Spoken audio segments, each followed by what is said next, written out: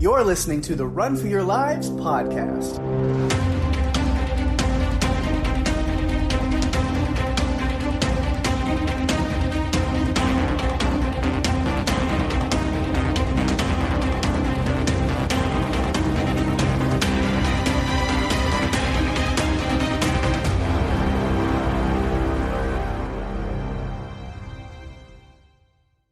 Hey everyone, welcome to the show. I'm Daphne. And I'm Pake. And this is the Run for Your Lives podcast. This episode, we're talking about the mockumentary black comedy slasher film. Yeah, there's a lot going on there. Behind the Mask, The Rise of Leslie Vernon, directed by Scott Glosserman, premiered at South by Southwest, March 12th, 2006. And one of my absolute favorite movies. It's a low budget, indie horror movie, but there is so much put into this thing that we'll talk about. We have a lot to talk about. I'm hoping Daphne enjoys it. We'll see. We haven't talked too much about our own personal feelings. We try to keep everything to the recording, so I know this one can be a little. It is low budget. It's an indie film, but it's one of my absolute favorites. I just think there's so much heart and there's definitely heart, Pake. Oh yeah, there's a heart. Heart in a hand.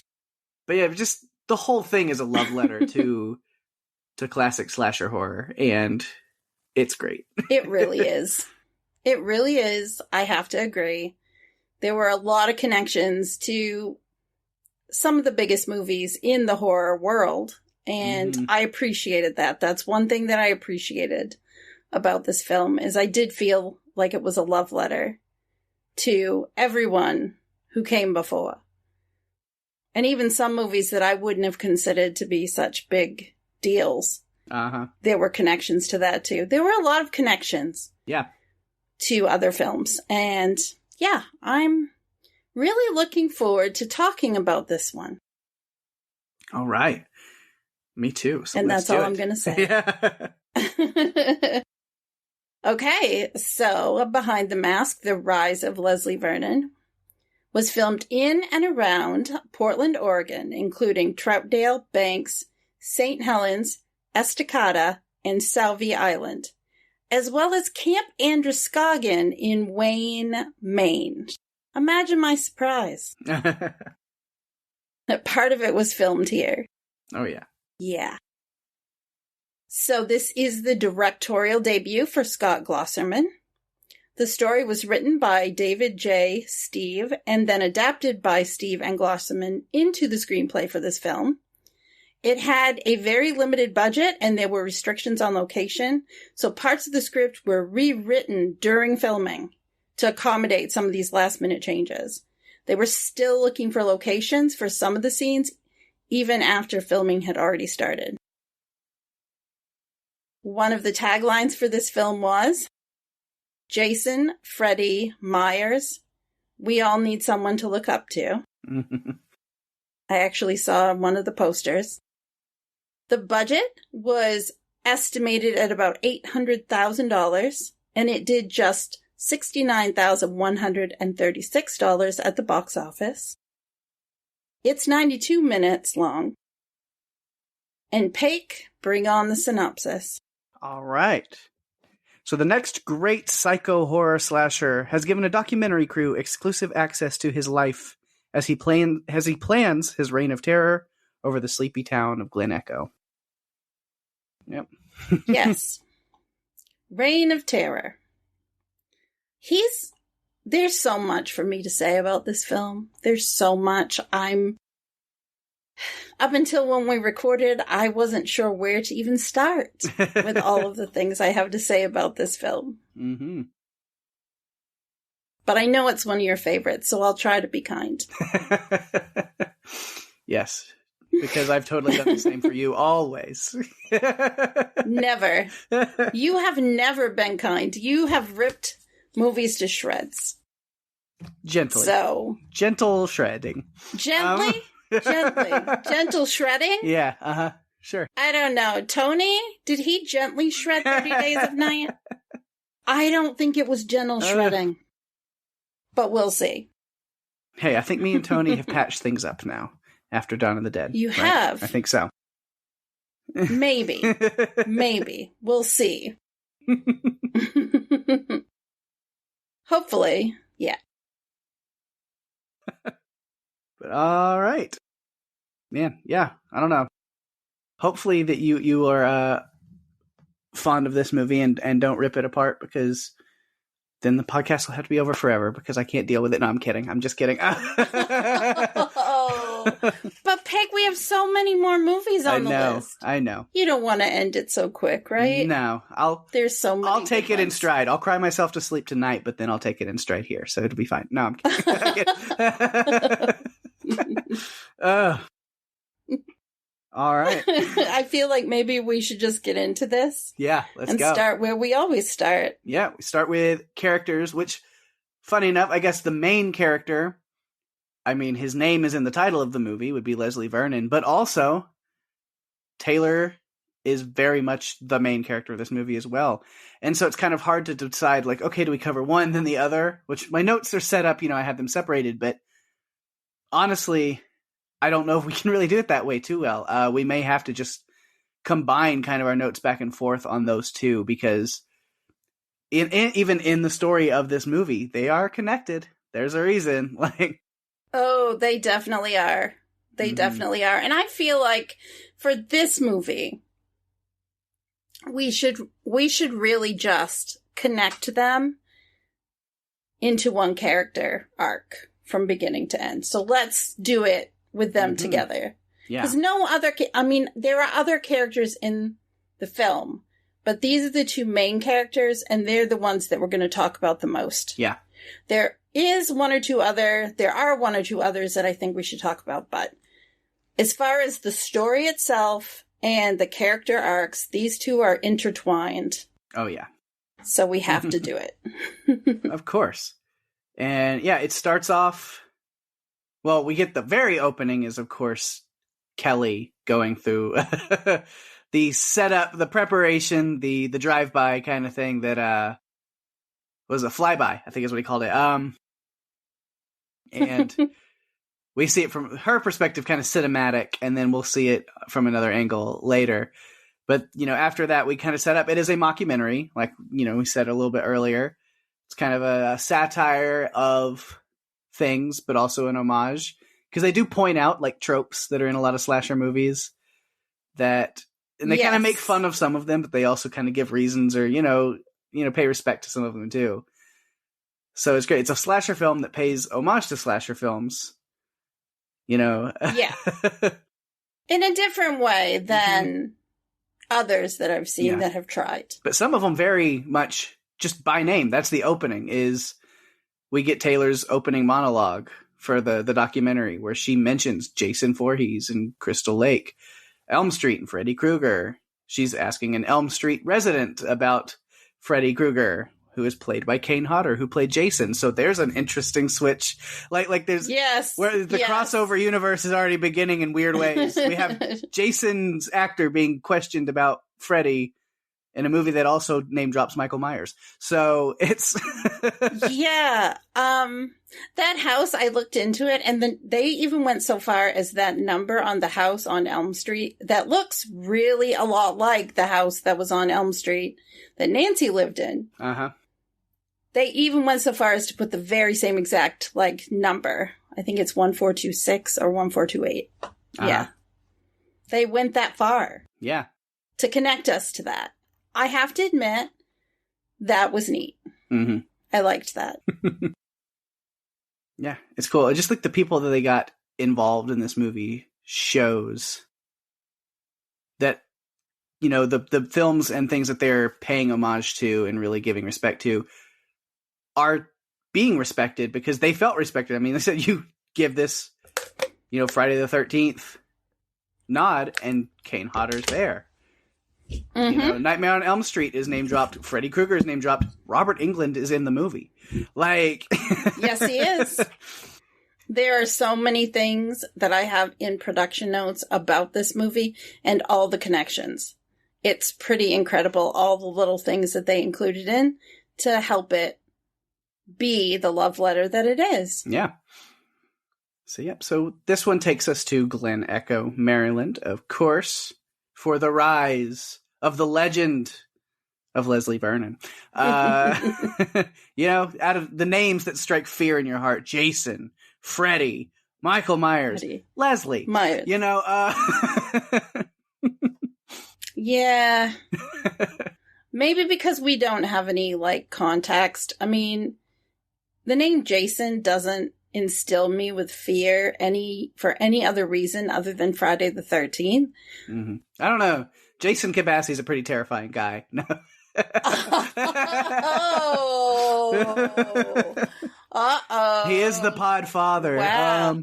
No. That is true. That is true. Right. Freddy, Michael Myers, like, those names don't instill fear in me for any other reason but the movies. Yeah. So maybe Leslie just hasn't had enough movies made. I'll go ahead and jump to this. It's like one of my final like notes that I took, of course, at the end. But there is a sequel that's been in development for a really, really, really, really, really, really, really long time, with still nothing concrete. But I'm still hoping and waiting with all of my heart, hopes, and dreams that it's going to happen. So we'll see. Yeah, I knew about that they had been working on a prequel or a sequel or something. Mm-hmm. And then Glosserman actually said in 2017 that he felt like the script had become dated due to all the changes in horror. Mm-hmm. So I guess we'll see if he wants to do this. I mean, Glosserman's only directed 3 films, so... Yeah. Has he been spending all this time working on a script or working on developing the Rise of Leslie Vernon 2? I don't know. Because I think what was before The Mask was they're looking at. So yeah, they're looking at like a prequel kind of thing. Maybe and who knows where they could go? Maybe a young Eugene. I don't know who would play that character and stuff, but I mean, there's a lot of things you could do with this world. So I'll hold on and hope, but who knows? When we get to Eugene, I'll mention it now because we have to. He was played by the amazing Scott Wilson, who we all know from The Walking Dead. He played Herschel. Yep, the late. He was great in this. Scott Wilson. Good. I was really sad when he passed away. And so actually this movie was what I watched in honor of him that week when he passed. With a big old plate of spaghetti. Not the host. I did. I had Spaghetti Tuesday on a Wednesday and watched Behind the Mask in honor of Scott Wilson. And if you get that reference, you're awesome. Yes. I get that reference. Yeah. I know. So it's great. So I rewatch this movie sometimes just to get a little fix of Scott Wilson because I miss him. I know. That was sad. Mm-hmm. So let's talk a little more about Leslie and Taylor. All right. Well, Leslie, played by Nathan Basil. Yes. He does an incredible job as Leslie. Yeah. Yeah, and this is his first film. He's never really been in a lot. No, he hasn't done much work. Yeah, he hasn't really done much work aside from like some indie shorts and like some like one-off like bit parts for like CSI or whatever, probably was playing dead bodies. Yeah. And I don't know why, but I like him a lot here because he gives a lot to the character of Leslie. He can be menacing and terrifying when he needs to be, but then also really charming and goofy. And he has this awkwardly funny sense of humor and sensibility about him that just draws you in. It does something. I don't know. It's quite creepy, I think. It is. Oh my gosh. And he takes his commitment to the legend of himself pretty seriously. He keeps to himself. He lets that old house, which maybe that's not even his house and anything, and maybe his line about, if I came forward, I could claim it, but maybe none of that's true. Maybe all of this he just kind of fell into with a similar name, and we still don't know exactly what is true and what is false about. There is so much in this. The backstory is fake in a lot of ways, but but the craft is real. And so he commits to it, you know, like a comedian sticking to a bit, or a wrestler committing to kayfabe, you know. Right down to what? The Preparation H face mask that he put on because it made him pale and clammy. Uh-huh. Oh, my. He rolls with it. He does. He's very committed to this role. Mm-hmm. And I did question at times if Taylor, did she really think he wasn't going to go through with these things? Right. Like, I don't understand why she went along with it for as long as she did. Yeah, she gets this. Other than her, maybe. Yeah. To, like, film a documentary with a supernatural serial killer. Quite a unique opportunity. I don't know how she winds up with this, or, you know, you'd think, you know, they at first, didn't give us that info. Yeah. You'd think Leslie would just want to be really secretive, and, you know, why would he let a documentary crew in? But I don't think he ever planned on anything getting out, you know, which it really, I guess, in the scheme of things, didn't.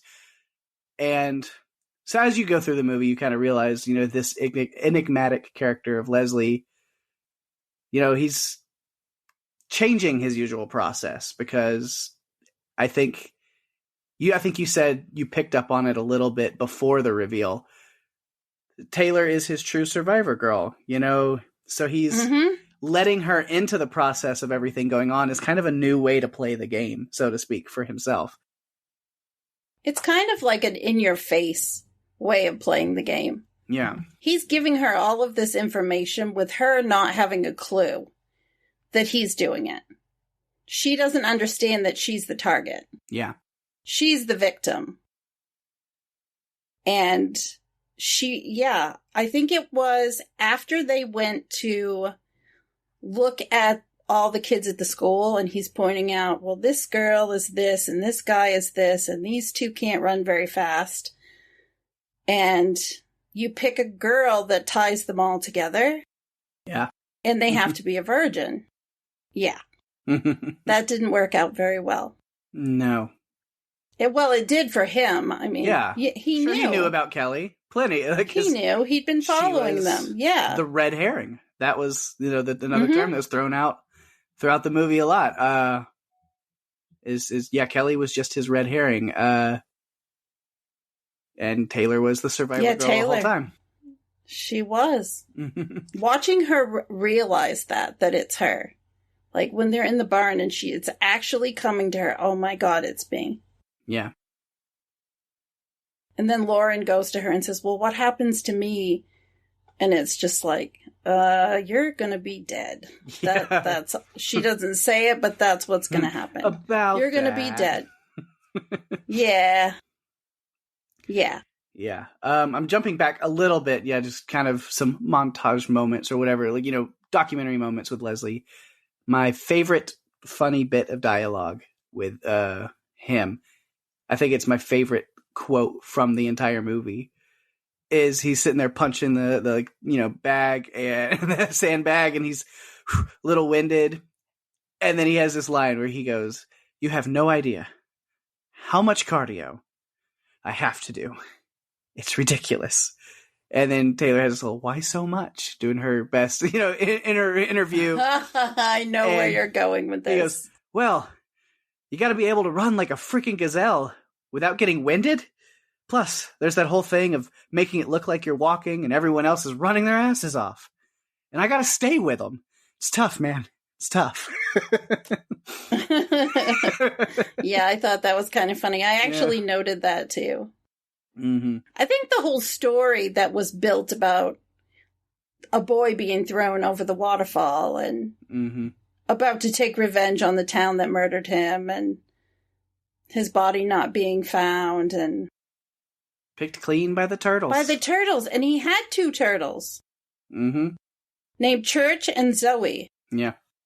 And do you know they were homage to Church in Pet Sematary 1 and Zoe in Pet Sematary 2. Nice. A connection. Yeah. If we had a little bell, we would ding it now. Lots of those. Lots of those. Yeah, which, again, his awkward sense of humor with the turtles. I only keep pets that I can eat. And you're like waiting for him to be Yeah. like, just kidding. And then he just leaves it. And you're like, He doesn't. all right. Yeah, no. Well, and he's talking to her too, like, go out into the field on the night of the harvest moon, the soil is wet with blood, and then go into the orchard on the night of the harvest moon, and the night is still as death, you can still hear my mother's body swinging in the trees. And then he just looks at her, and she waits, and waits, and then he finally says, kidding, not tonight, we got a month to go. Yeah. And it's just like...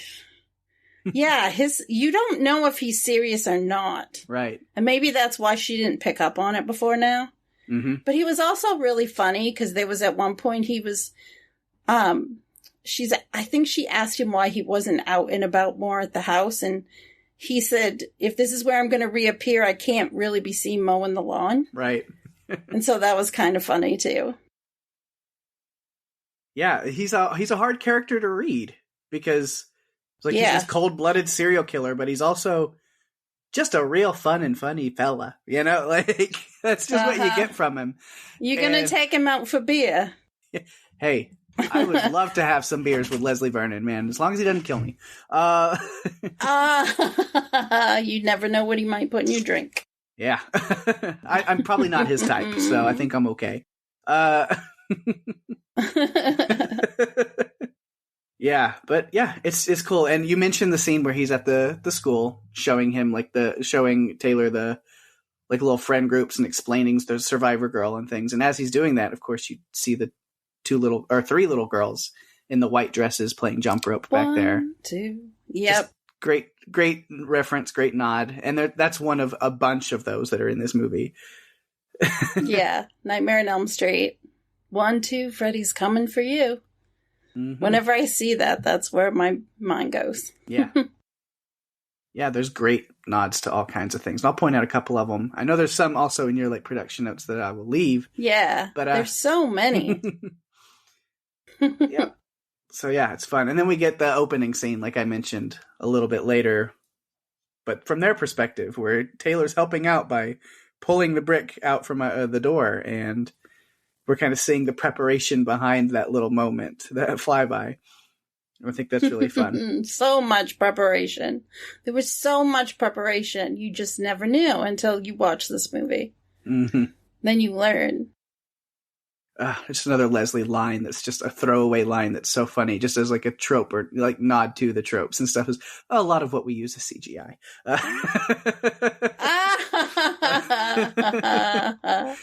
Yeah, he's talking I have about that in here too. Editing the photo for that he's going to slip into the library to build the story and make Kelly like freak out. Yeah. Yeah, it's definitely interesting. He's quite a character. Mm-hmm. And now as we're talking about it, I'm starting to see why Taylor maybe didn't know who he really was or what he was going to do, because he just kept swerving back and forth and you could never really tell what he was serious about. Yeah. However, I still feel like she should have known. Because he was just, if for no other reason alone, going and meeting Eugene should have told her that he's on another planet.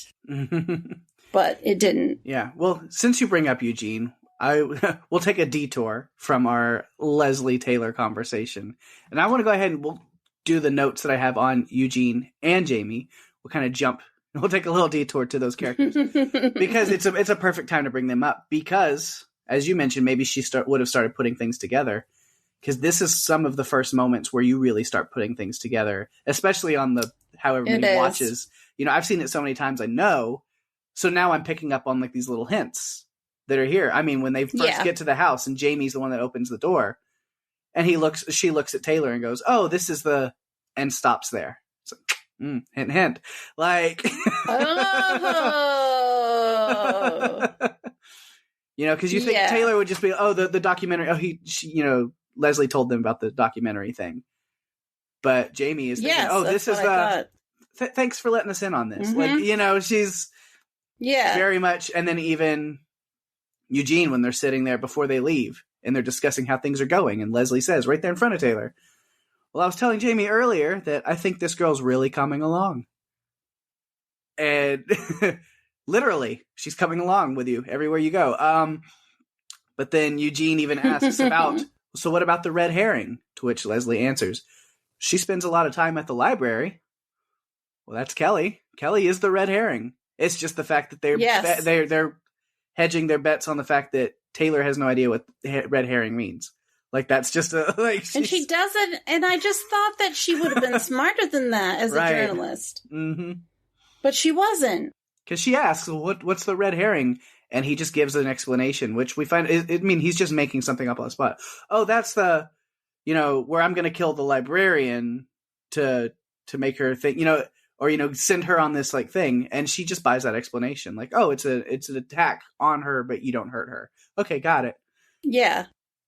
It's just his kind of cop-out answer, because the red herring is Kelly herself, because, as we find out, Taylor is his, Taylor says, he's, even before the first phone call that we made, before we even started filming, he was watching me. He had picked me out.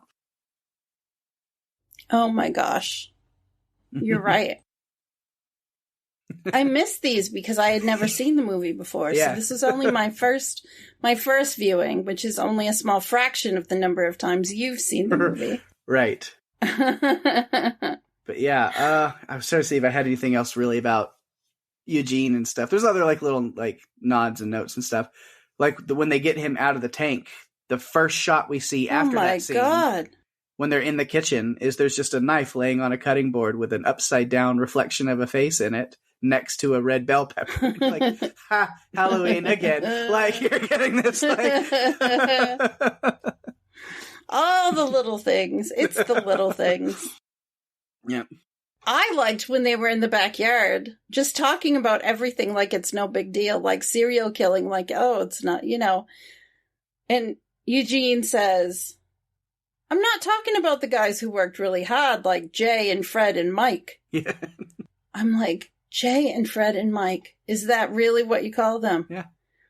They're close like that. No. Oh my goodness. But Eugene himself was based on Billy from Black Christmas, which if you haven't seen that one. Oh, Billy. Piece of work. Just crazy. Yeah. Yeah. So, yeah, I love that character of him. Him getting annoyed talking about the hacks of today screwing things up. And yes. The poor carrots didn't stand a chance. Yeah. Yeah, he hates it. He said, in my day, they killed everyone and disappeared without ever thinking about coming back. Mm-hmm. And, of course, Again, these are red flags. Why do you not... What is she thinking? That he paid all these actors to say things? I mean, I don't understand how she could have thought this was going any other way. Mm-hmm. And then the night of the thing, when they visit Eugene and Jamie one more time... It's funny, it's interesting that Eugene is sitting there giving hints and advice to Taylor and the film crew. Like, what would somebody do to survive this? And he's like, well, you could do this or do that and do this. And he kind of gives them some hints before they get into the situation. Oh, I have those. Yeah. Peg, I have those written down. All right. Stay away from virgins. Run like a motherfucker and don't stop till the sun comes up. Mm-hmm. Don't try to hide, we'll find you. Don't be a hero and fight us. Pick out a spot straight ahead and run and don't look back. You're not going to like what you see. Yeah. And when Taylor asked him what about staying together, he said, oh yeah, that'll work, but make sure there's one person that's slower that you can, leave behind. Mm-hmm. To which Jamie responds to that. I was fast, wasn't I, Eugene? He says, you were, but you caught me. Which is an interesting little... there, because then it's just again one of those little throwaway lines that gives you so much context. You're like, Jamie was a previous survivor girl of Eugene's, and then instead of killing him or facing severe trauma for the rest of her life, she married the guy. Oh my God! Now why would you do that? Bought into his whole ideology and is now in his world. It's interesting. It's just, I don't understand. Again, I don't understand how Taylor did not figure this out. I think if I had to pick a problem, that is my problem. I don't understand how she didn't figure it out. I mean, I figured it out. Yeah, I think... But... Because even with, like, the killing of the librarian, it's... Zelda Rubinstein, so great, by the way. Pretty sure this was her last film that she did, and... It was. And she used her poltergeist voice. Mm-hmm. She used her Tangina voice when she was telling the story. It's like, oh... Yeah. Yeah, just awesome. A damn legend on her own, too. Yeah, she is. Yeah. There were a lot of, they had some really cool people in this movie. Mm-hmm. Yeah, but as I say, so, Taylor's seeing these things like, there's still maybe this little shadow of doubt in her head, but there's also this, like, journalistic, like, integrity where she's like, we can't intervene, and I gotta get the story, and I gotta get the scoop. But it's once they're at the farmhouse and things really kick up and she realizes, oh, this is happening for real, and there's about to be a lot more murder and a lot more death, and now it kind of gets to this crossroads where she's like, I can't allow this at this point. Which is interesting in retrospect, being like, and Leslie knew that the whole time. He had planned on her having this change of heart. He of all the contingencies, he knew what was going to happen. He had this planned. There wasn't really anything. I don't think there was anything that he didn't already anticipate. Yeah.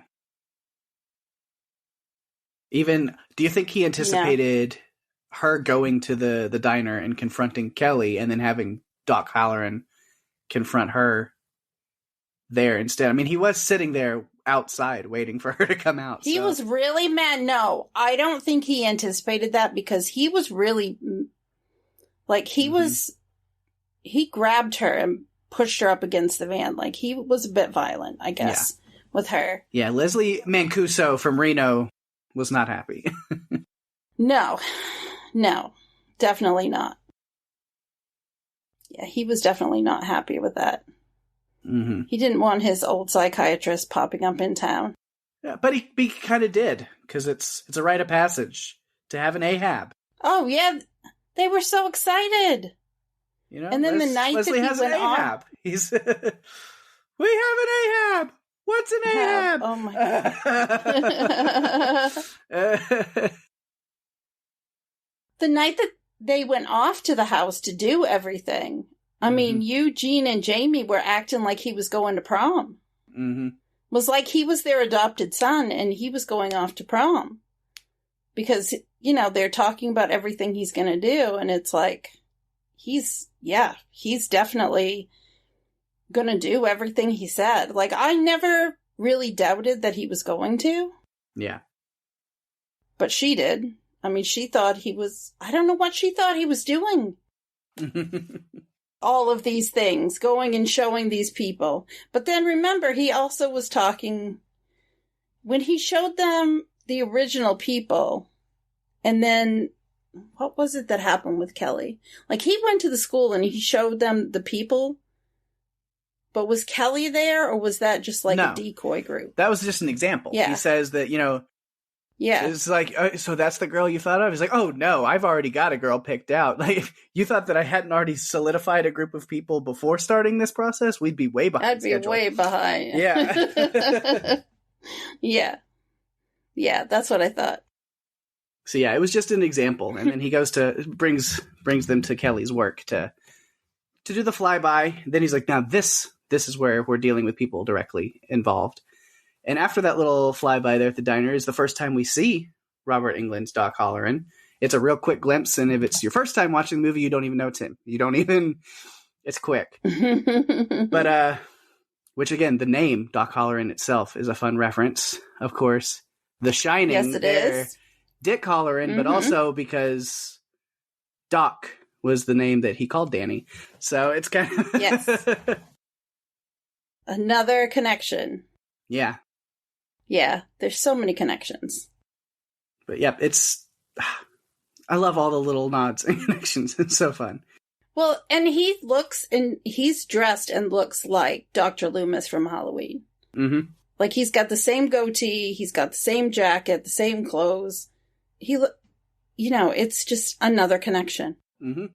Well, that's his role, is he's a reference to that. Yeah.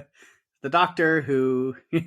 When they put this together, they were thinking about that. They were like, okay, well, how can we have an homage? What can we do to this character? What can we do in this situation? How can we connect this to the horror verse, I guess? The whole world of horror. How can we make it happen? Mm-hmm. And they just did it. They just kept doing it. Yeah. So yeah, but after the diner scene where they confront Kelly, and then Halloran ends up confronting them, Leslie goes off on Taylor and kind of says, this is your time to decide. And I think it's him deciding if she's the right one, she'll come back. And if not, then it's all for naught. I'll find someone else. And for whatever reasoning possesses her to come back and stay with this, she does. I know, I'm really so surprised about that. Like, I thought she would have figured it out. The way he was to her, like, he pushed her up against the van, that would be enough for me. Mm-hmm. It's like, nope, don't want to be here. Yeah. Don't want to be part of this. Just this level of curiosity with her won't let her let go. And when she agreed to shoot this documentary, she agreed to do it and not create any interference with what was going on. That was one of the things she agreed to. Mm-hmm. For sure. And so, she comes back and they are at the house. We're running through this one kind of quick, but I mean, I kind of expected to. There's a lot of like fun stuff in it, but story-wise, it's pretty straightforward. I appreciated, though, that it gave us a look into things, because when he was going through the staging area, like the house, and talking about, the couple upstairs and how he's going to off them, and then he's going to stage it like they're sleeping, and then a well-planned with the fuse to turn off the power. Yeah. So he can sneak down the stairs and take advantage of the chaos, and talking about her, Kelly going for the flashlight, but the batteries he's put in are dead. Everything. Like, he's tampered with all the weapons. He goes over all the exits. He nails everything. I mean, I love that had quote. this all planned out. And then I've suddenly, I was just like, and I've nailed them shut. Won't they just smash them out? You'd think so, but they don't. So, but no. Oh my gosh. And when they do smash them out, it's on the second floor. Yeah. Which is exactly what happens. Kelly does pick up the chair and smashes the window out on the second floor. And he's weakened the tree branches to where when she tries to climb out, it snaps and she falls. Yes. Like, anything you could think of, it's like he's anticipated every possible contingency, and anything that can happen, he's just thought of it all. And that's, and she knows this. Taylor knows this. Yeah. And he gives her the option to leave. Mm-hmm. Her and the crew. He takes them outside, takes his mask off and just says, go, get out, leave. And she acts like she's going to leave. And then she doesn't. Mm-hmm. She has a conscience and she doesn't want more people to die. Well, that's a great plan, but that's not what happens. And again, it's all this. He's betting on the fact that she's going to do exactly what she does. Mm-hmm. And it's smart. Just this preparation. Like, he's thought of everything, and there's a contingency for everything. And I love that a lot of it is more tropes and references and things. I love his line about his code of ethics with the closets. It's, the closets are sacred. It's a hilarious nod to Halloween. I'm sure plenty of other replicators as well. But this whole thing of like hiding in closets, like, usually is a safe place in these movies. You're like, how? Well, here you go. The closet is sacred and we don't touch them when they're in there. They usually hide dead bodies in closets. That I have seen a lot of in Friday the 13th. Some of those films, they've done that. So, yeah, the closet isn't always sacred. And Michael Myers goes after Laurie Strode when she's in the closet. Mm-hmm. But she survives thanks to the closet. She does. Well, I don't know if it's because of the closet. Yeah, but, yeah. But yeah, it's great. And then just him handpicking, kind of, in a way, like making sure the right group of people are in the house, because he has to rely on those tropes to get the job done. You need horny like the horny teens, the macho bravado, and the stonerage. But it all falls into plan when you have these pieces that come together. Yeah. But yeah. I loved it, though, after. I also really appreciated when she just, like, takes her coat off after everyone's dead, or she thinks they're all dead. She's grabbed the axe, and she takes her jacket off and throws it on the ground, and she's standing there with the axe, and she's like, come get some. And it's like, okay, yeah, you've become the badass heroine. She is the survivor girl. That is what he saw in her. She is the survivor girl. Yeah. Yeah, but I did get mad at her because after she hits him and he goes down, all I kept thinking was double tap. You hit him again. And she didn't. And it's not even this kind of movie that I've seen the double tap, because that was Zombieland. But I just am like, you don't just hit them once. You have to hit them again. Right. They don't stay down. Yeah, because he even says something about, like, he's sabotaged the axe. He's like, so hopefully she doesn't get me on the first swing. And then she does get him with the first swing, but it's in, like, the midsection. He's protected. Yeah. I mean, he goes down, but it's like, you can't. It's not enough. You got to do more. Can't rely on that. That's not enough. She waits too long, because when she does finally decide to turn back, he's gone, as is expected. Yeah. Again, she's grabbed the axe, heading into the orchard, all the things that not only it was like, did he say was going to happen, but he had her say. He was like, where do you think it goes from here? And she spelled it all out. So yes. And she gave him confirmation that he was on the right track with things. Mm-hmm. I mean, he knew this. He'd studied this. This is like an art form for him. Oh, yeah. And I don't think it was her being, like, naive and, like, falling, like, being stupid and being like, oh, no, I'm doing the same things that I was told, was going to happen. I think she knows, and she knows where this has to end. There's only one way. There has to be a face-off between the two of them, and she's accepted that and is moving towards that. Yeah, well, she reaches in to grab something that he had. Was it a screwdriver?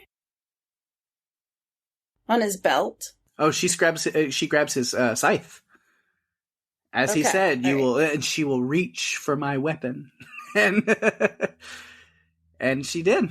Oh my gosh. So she grabbed his scythe and then put him in the apple press. Mm-hmm. Pressed him and burned the place down. It's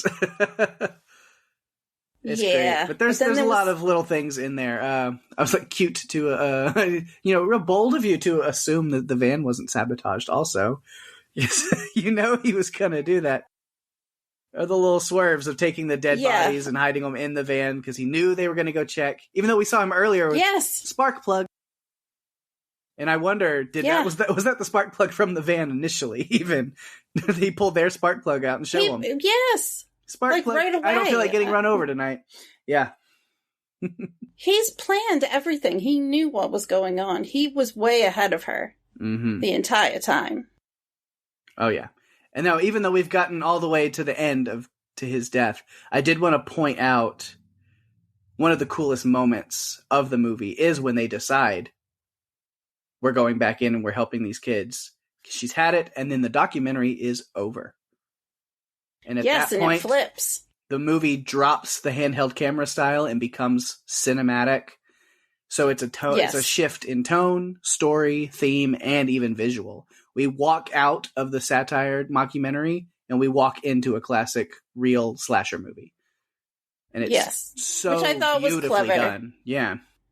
Yeah, I thought that was really clever. I thought we don't see that really in film. Mm-hmm. It's usually one way or the other, so I really appreciated that they did something a little bit different with this one. And again, I really like that we saw things a little bit from the point of the killer. Yeah. When we're talking about setup, and not that all slasher movies are like that, but it's interesting to see what goes on in the minds or in prepping some of this stuff. It's cool. Yeah. And then we didn't really talk about the stoner scene when he takes out both of them. Oh my goodness. It's just, the first one thinks he's a scarecrow and he takes out that guy, but it's a great visual gag of him digging the guy's heart out with the post hole digger and then placing it in his hand. I was like, damn, that's brutal. Yes. And the cardio it took for him to appear behind that guy. We know what kind of work goes into that now. Yes, we do. Now we understand it. There's a lot of effort. And you have to appreciate the effort and the honing of the craft to bring us to that point. Mm-hmm. That's why when you said earlier that this movie has a lot of heart, that I said, oh yeah, the heart. There's a heart. Yeah.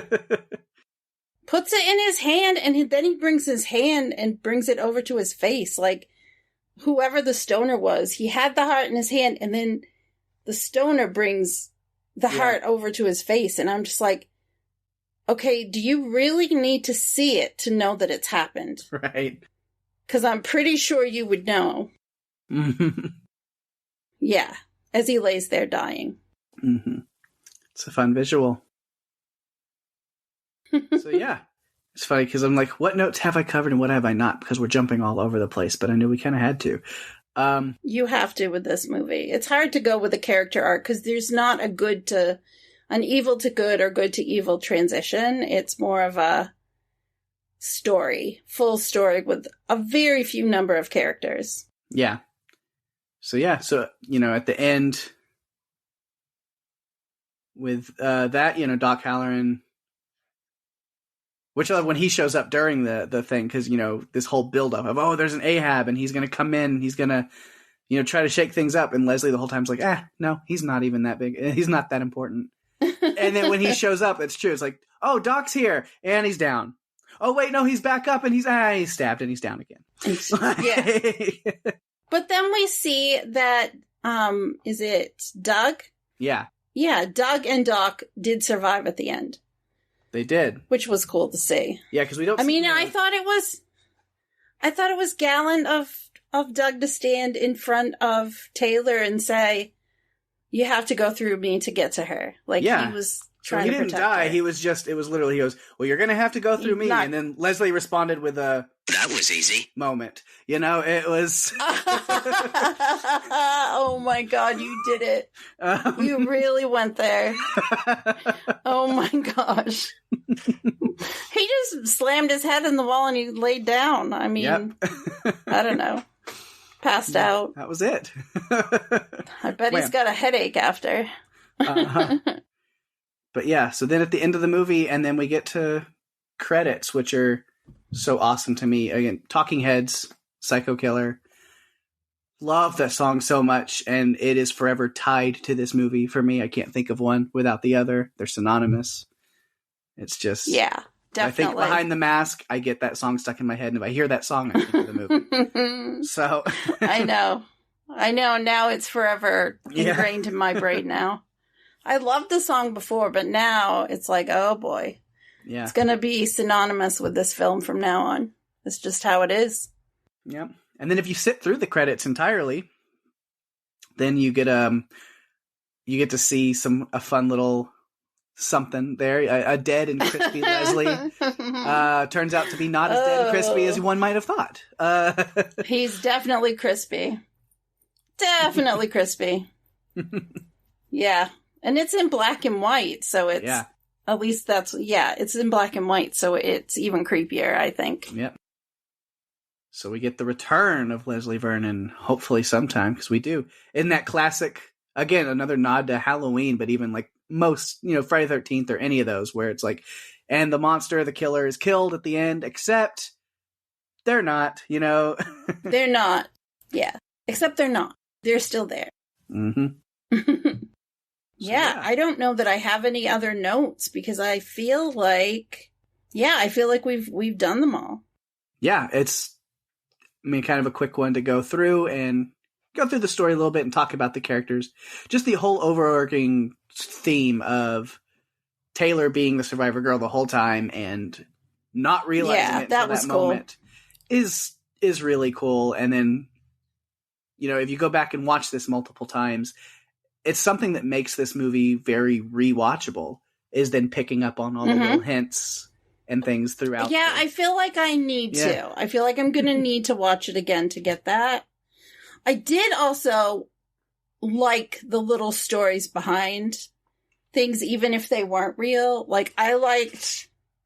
So Leslie talked about on their anniversary of his death, the neighborhood kids would dare each other to spend a night in his old house. Mm-hmm.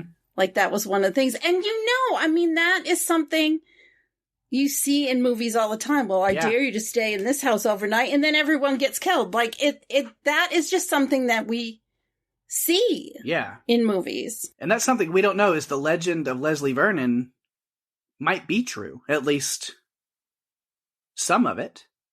Because we find out, I mean, the Leslie Vernon that we see here is Leslie Mancuso from Reno, but yes. But he's found this legend in this area in Glen Echo and decided to pick up that mantle and play that role. He's adapted it to himself. Like, he's adapted himself to it. But as far as the history of that family, or, you know, the Vernons or whatever, what's actually true and what's not, we don't know. I mean, because Zelda Rubinstein's librarian character, she knows about these things. She's like, oh, they were a weird couple, and they were like, there's some history to it. Yeah. But she's not able to tell us that story anymore. We only got what we got, and that's all we're getting. Mm-hmm. Unless there's someone else in the town that has all of the information. Which I don't know. Who knows if there is? Yeah. So I think the only other notes I have are just some random notes with some other character stuff. Poor Doug is just, nobody cares what he has to say ever throughout the whole movie up until the end. He kind of has his little input, don't. And they're just like, no. They just kind of ignore him. And then Todd is just such a creep, such a perv throughout the whole movie. I know. I love the library moment where Leslie does his best, not really impression, he doesn't sound like Zelda Rubinstein, but like the way that the older lady librarian would be is like, you know, oh, she's going to find the thing, and then she's going to ask the librarian about it, and she's going to freak out when she sees it, and then the librarian's going to say something along the lines of, oh, it's okay, dear, it's just an old story, which is almost verbatim what she ends up saying. She's like, it's just an old story, so you don't like, you know, he knows. He's planned this all out. Yeah, he has. He's very smart. He has figured this out. This wasn't something he planned out in a month. He's been planning this for a while. Like, he's been building this. Mm-hmm. This is something he knew he was going to do. Yeah, and then the only other notes I have are Todd. Just a great line when they go back to the house to help the kids, and he goes, "This is a bad idea." And I don't like that I just said that, given the circumstances. I know, because it was. And then the only other note I had was with Todd, after that line, was just his death. The soil was wet with blood, and he couldn't run through it. You know, just as Leslie had talked about. Mm-hmm. What Leslie had done to that soil, who knows? You know... I don't know. But it was a cool little callback to have him running through the field and then just to be like sloshing and being like, oh shit, and falling down. And then it's one of the most tense moments of the movie is then Leslie kind of standing or kneeling over Todd, and Todd freaking out being, Les, man, I've been with you the whole time, you know, like we're buddies, you know, basically, and pulling his mask off and just seeing that underneath Leslie has transformed, that he's in his element, and it's showtime, and there's no turning it off. Like, yeah, he's gone to this other person, not a personality, but just another world, basically. In his head, he's now this serial killer, and that's how it goes. There was a time, though, that he was talking with Taylor, and he had started to put his makeup on, and he was talking to her about everything. that was coming up that I thought he looked at her like he was really into her. Like he was definitely into her. And I wondered if maybe he thought she could be his Jamie. Yeah, I think so. I think that was kind of seeing what Eugene and Jamie had gone through. And that's part of it. And it's not just for this movie. There's a lot of underlying theme in a lot of these kind of movies, which they just brought to the surface very explicitly, where it's sexually charged. There's a lot of, like you said, like a lot of the phallic and yonic themes and things that are in the serial killer and their survivor girl victim. And there is kind of an underlying like sexual romantic thing on the inside of a serial killer and the person he is choosing to chase. And yeah, because even, Taylor picks up on that a little bit by asking when she still thinks it's about Kelly, being like, so do you love her, don't you?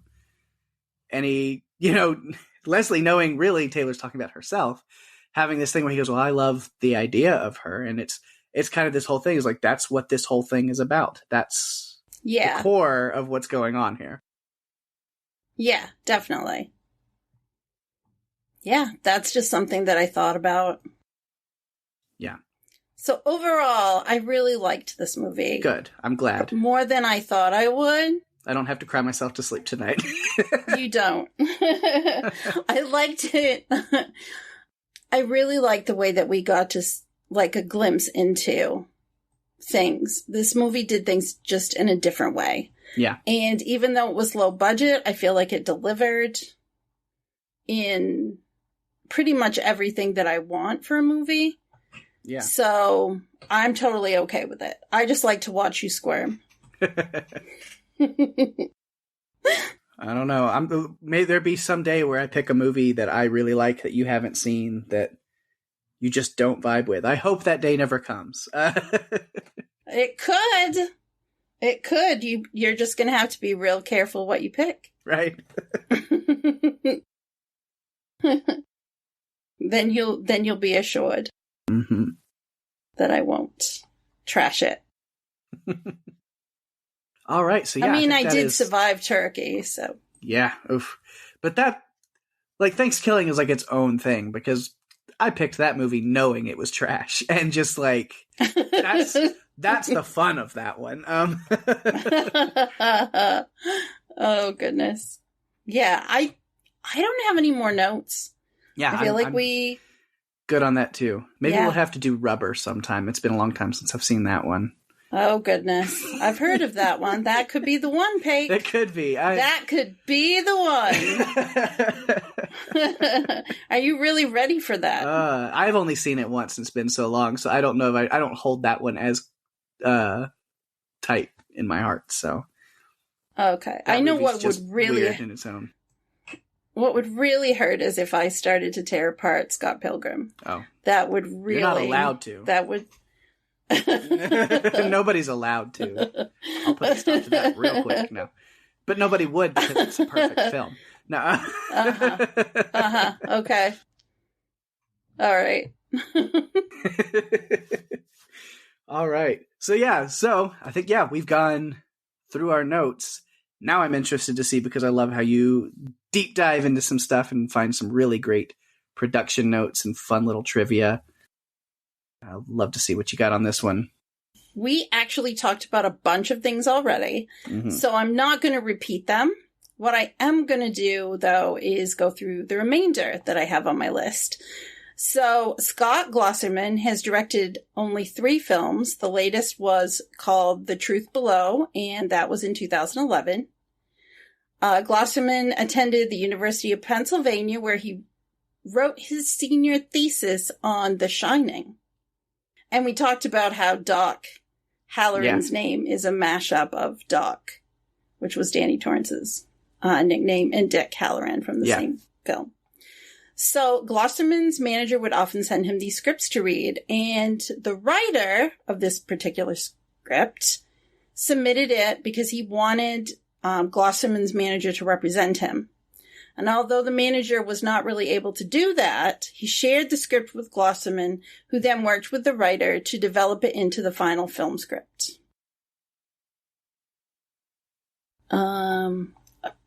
Glosserman also recruited a group of young local filmmakers in Portland to work as additional editors on the film.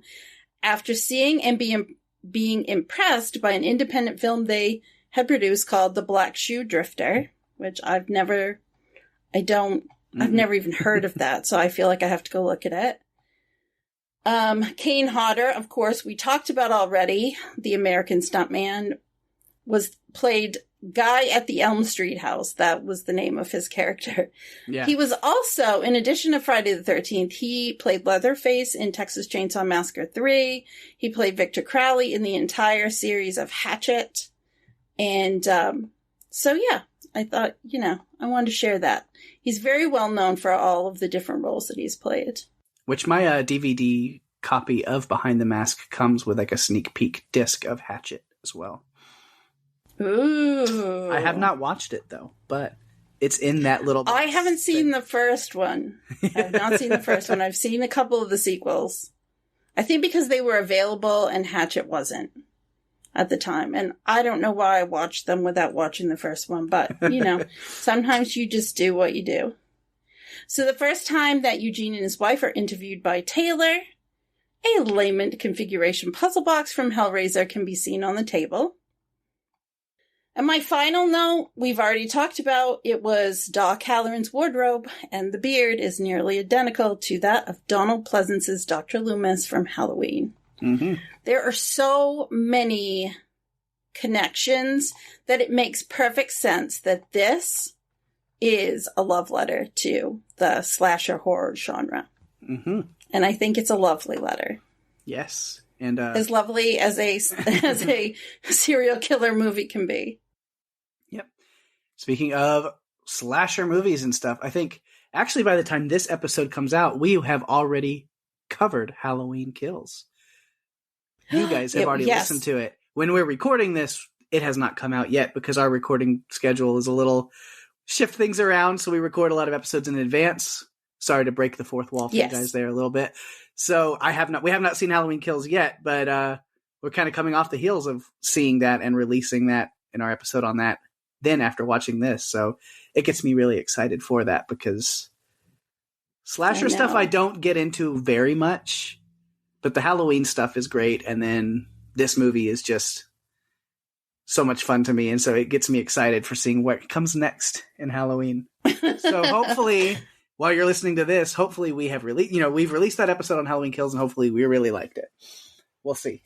I hope we did too, because they connected so many things. They brought back Kyle Richards, who played the little girl in that Lori was babysitting, because she's babysitting the two kids.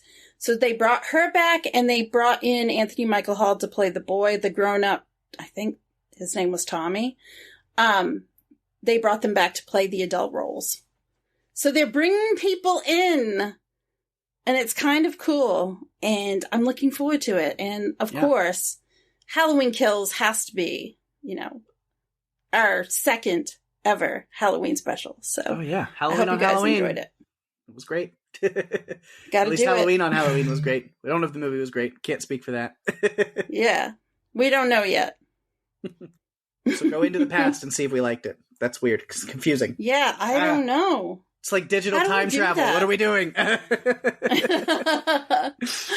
Anything is possible. Right.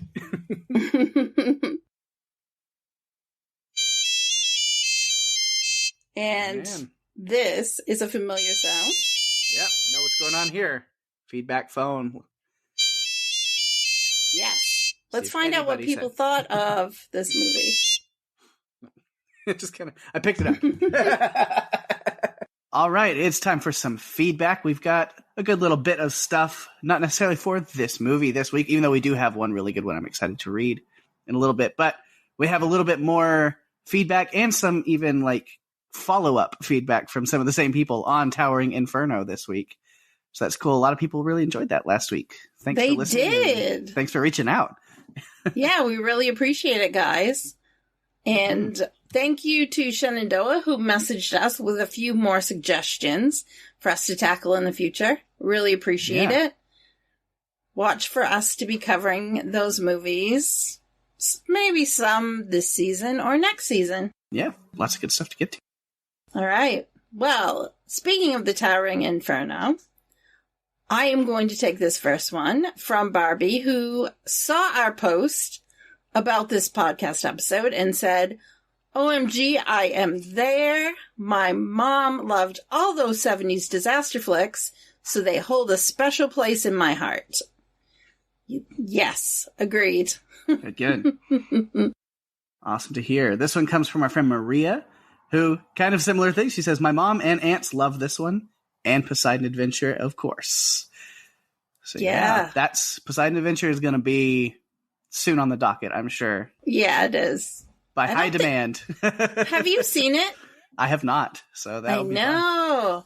Guys, when we pull out these older classics, I love it because Pake hasn't seen it, and I get to kind of relive what it's like to watch it for the first time. Mm-hmm. So it's a lot of fun. So Howard Bannister says, takes me back to when my brother and his best friend used to make home movies in my backyard, building skyscrapers out of cardboard and setting them on fire. Crazy times, but a lot of fun. Oh my gosh. That sounds so dangerous. Children burning things in the backyard. But you know what? It is fun when you let them get away with it. As long as it's a controlled burn. let the kids play. Yeah. Oh, man. As the kid in me is like, yeah, hell yeah, that sounds fun. The adult in me is like, oh, God, children with fire, no. I know, because it's not safe. It's not safe. Children should not play with matches. All right. And then for Behind the Mask this week. Yay! One of my favorite movies, and somebody's given us some feedback on it. I love it. This one comes from Diana. Says, hi, Pake and Daphne. I'm a longtime listener of your podcast. It took an homage to horror slasher films to finally get me to write in for the first time. I love this genre, and I absolutely freaking love Freddy Krueger / Robert Englund. This movie was just so much fun. My laugh out loud moment was Leslie talking about all the cardio he needs to do.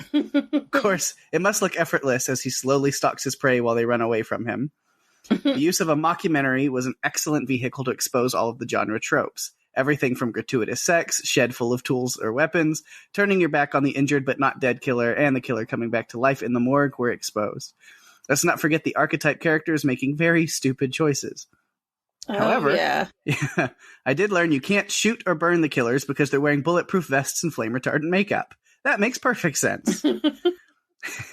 Bonus points for the Communion Girls jumping rope, Jason / Kane Hodder living on Elm Street, and Mr. Herschel Green / Scott Wilson as a happily married retired serial killer. And of course, England was perfect as the psychiatrist reminding us killers are just human. Oh, really? Thanks for this great movie recommendation and for your fun podcast, Diana. P.S. My husband and I briefly met Pake at Jason's listener meetup at the last Chicago Walker Stalker Con. Pake, great job on those panels. Thank you so much. I do remember meeting you two at the hotel bar there in Chicago. That was a fun time. And yeah, it was a great convention weekend. Had some fun panels. I'm trying to remember what all I did in Chicago. I had 3, I believe. I can toot my horn there a little bit. I know with that one, the biggest one was the Netflix Punisher panel with John Bernthal and some of the other actors from Punisher, which was really cool. Still kind of like fanboy out about that one when I think about it. That was really a lot of fun. I've seen pictures from that one. Yeah. I had from Walking Dead, I had a Walking Dead panel with King Ezekiel and Jerry with Cooper Andrews and Kari Payton. Oh my gosh, those two are fun. A blast. Yeah, they're a blast. And then of course my Haunting of Hill House panel that me and Rima got to do together, my co-host from Strange Indeed. We bring it up from time to time on Strange Indeed. We are covering Midnight Mass with Henry Thomas because we did a panel with Henry Thomas and the 2 youngest twin kids from Hill House, Julian Hilliard and Violet McGraw. And so anytime we'd see Henry Thomas on Midnight Mass, we like to joke, like, our dear close personal friend, since we got to hang out and talk with him a little bit over that weekend in Chicago. So actually he was sitting at a table with somebody just like right down from us while we were at that bar with Diana and her husband. So fun times. I'm ready to get back to the convention circuits and stuff like that soon. It's coming. It is coming.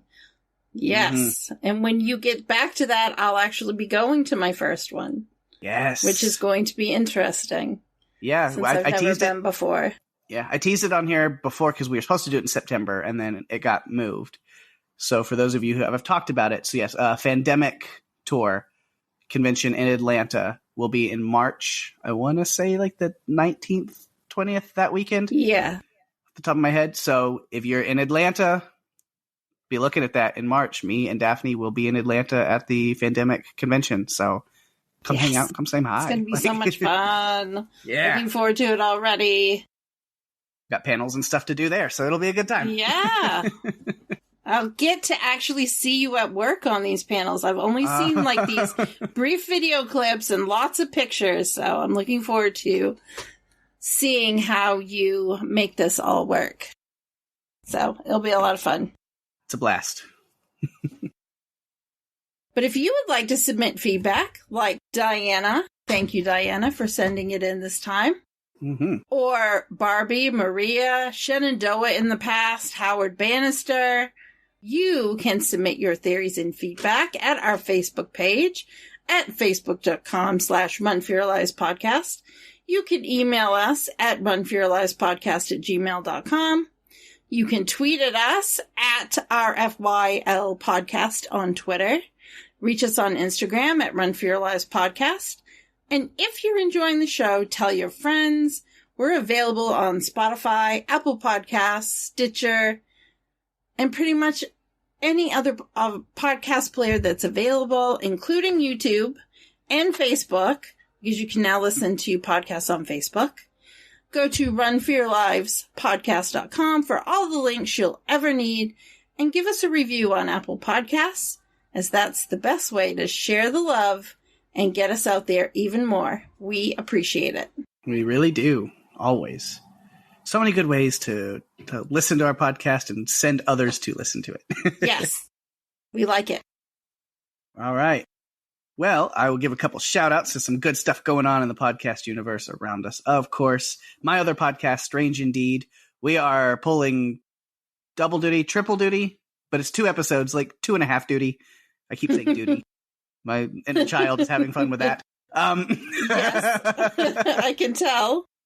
But yeah, because we are covering Lock and Key. Me, Rima, and Jason are doing Lock and Key and Great British Baking Show in the same episodes. And then me and Rima are also covering Dexter, New Blood. I'm so excited that we're covering that as well. Good. Man, it's still 2 episodes in and I'm still like feeling so like it's so surreal that I'm covering new episodes of Dexter. I still can't wrap my head around it and I love it. Well, it's so familiar. I feel like watching the show, you're seeing something really familiar, but it's kind of been flipped on its side. Yeah. So you really do need a companion podcast to go along with it. So listen to Pake and Rima break it down, and you can get a better understanding of what's happening each week and what could be coming up in the future. Because I know Rima is really good at coming up with thoughts about what's going to happen next. Yeah, I have to be careful with that. I did some comic talk stuff on Lock and Key and then pretty much just spelled out the entire next episode of Lock and Key. Oh, so no! I've got to be careful with that. Reining back my speculations on comic talk. You guys really need to have like a proper comic talk where, I mean, people could skip over it if they needed to, but it's cool to be able to break down the comics. Yeah. I haven't read any of them, so maybe I need to. You should. They're really, really good. But then also stuff going on the Podcastica network. House Podcastica is going to be throwing up some new episodes this week because you're listening on like a Friday if it's up. So very next soon. week. Next week. But because Wheel of Time, Amazon Prime original, is out right now. The first 3 episodes, you can go on Amazon and go watch those right now. And so Ben, Wendy, and Greg will be covering Wheel of Time on House Podcastica. They're going to try to get these first 3 episodes out as soon as they can within this next week or 2. And then they'll catch up and then go week to week with new episodes as soon as they can. So Wheel of Time is out. Go watch it. Check it out. Listen to House Podcastica as they cover it. I'm excited. Yeah, definitely. I had never heard of it, so this is going to be something new for me to jump into. And then also on the Walking Dead cast, Jason and Lucy still covering the Walking Dead World Beyond as they're kind of coming to a close on this series. Really, it's only a 2-season thing. They're in season 2. And then Fear the Walking Dead, they're throwing a little bit of thoughts and stuff out on those episodes. Yeah, so I'm working on catching those up. That's been my day today, is watching all of that stuff and trying to catch up on it. I am caught up on Fear. Thank God I made it through. There's some fun stuff in some of those, but man, some of them were a slog to get through. But World Beyond is getting really good. So definitely checking that out. I am almost caught up on World Beyond. I've not been able to get past episode 2 on Fear. But I keep hearing that there's one episode, Pake, that you and I will really, really like. Yeah. Mm-hmm. Is it true? Will I like it? I know why we were told that. Because of what it entails. I thought it was cool. It's an Aisha Tyler episode as far as she's in it as a guest star. It's pretty cool. It's pretty cool. I will check it out. I'm not a fan of the bottle episode, so this is something... Yeah, I think that's why I've stayed away. But I will check it out and see what I think. Mm-hmm. All right. What else is going on? TV Podcast Industries. Our friend Derek and his co-host there, also covering Wheel of Time. And then this week they also released a special spoiler-filled episode talking about Shang-Chi and the Legend of the Ten Rings. So Marvel fans, Shang-Chi fans, go check out TV Podcast Industries as they break that one down. Check that out. Excited. And then on Watched It in the 80s podcast, our friend Damien, him and guest Eric discussed the Untouchables this week. Such a great movie. Have you seen that one? I have not. Oh, Pake, you need to watch it. You got to check it out. It's really, really well done. Add it to the list that is 10 miles long. I know. I know. I have one of those lists. Yeah. And then finally on Wilhelm, our friend Ben and Jason from Podcastica are talking about their favorite Steve Martin movies, doing a Steve Martin special over on Wilhelm. So that will be funny for sure. Yes, absolutely. And then other stuff coming up in podcasts, of course. Why don't you tell everybody what's going on right here next week on Run for Your Lives? So next week on Run for Your Lives, when your cash-strapped, wealthy boyfriend invites you to visit his family's stately home out in the countryside, but neglects to warn you that he intends to commit matricide as well as take out his other siblings so he can snag a bigger chunk of his inheritance, it's really lucky that you grew up in a survivalist compound so you can level the playing field. We are going to be breaking down the madness, humor, and of course the characters of Adam Wingard's 2013 film, You're Next. Ooh, it's next. It's next. It is next. So yes, so we're going to be covering that next week. Yeah. I get warmed up for whenever Jerry finally gets to come on here. We get all punny, so. Oh no. Yes, folks, in the future, our good friend Jerry is going to be joining us on the podcast to discuss a particular movie, and I will be surrounded by two of the biggest punishers I know. Mm-hmm. God help me. It's going to be so much fun. So much fun. Oh, God. Well, without further ado, that brings us to the end of another fun-filled episode. Thanks, everyone, for listening. I'm Daphne. And I'm Pake. And if you have to run from a wannabe serial killer who's targeted you as his next victim, you'd better run for your lives. Bye-bye.